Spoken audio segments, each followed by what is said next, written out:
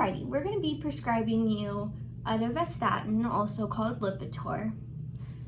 I did look over your labs and it looks like your cholesterol levels are very elevated. The reason I want to put you on this medication is because when our cholesterol levels are elevated, it puts you at risk for cardiovascular events such as heart attack or stroke.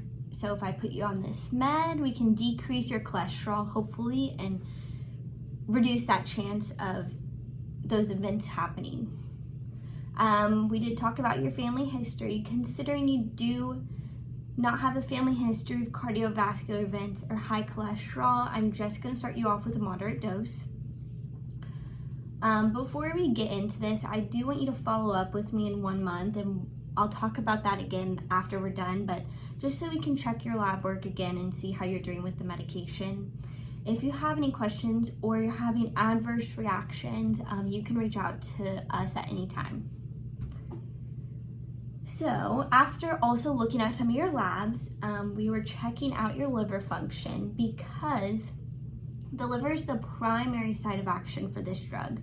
So we wanted to make sure your liver was functioning properly and you didn't have any liver issues.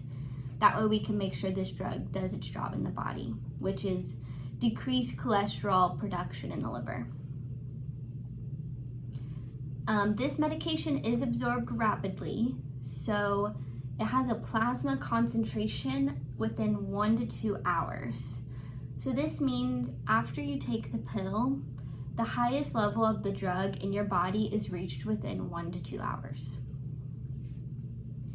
As we said earlier, it does function in the liver. It's metabolized by the liver, but it is also excreted by biliary secretion. So let me explain this. When you take this medication, it will be absorbed and metabolized in the liver, and our liver produces bile. That's how this med will be excreted. Bile is the digestive fluid that is produced by our liver. The bile will go to our intestines and be eliminated in our body through our feces. The half-life of this drug is 14 hours. So what that means is in 14 hours, half of the drug will still be in your body.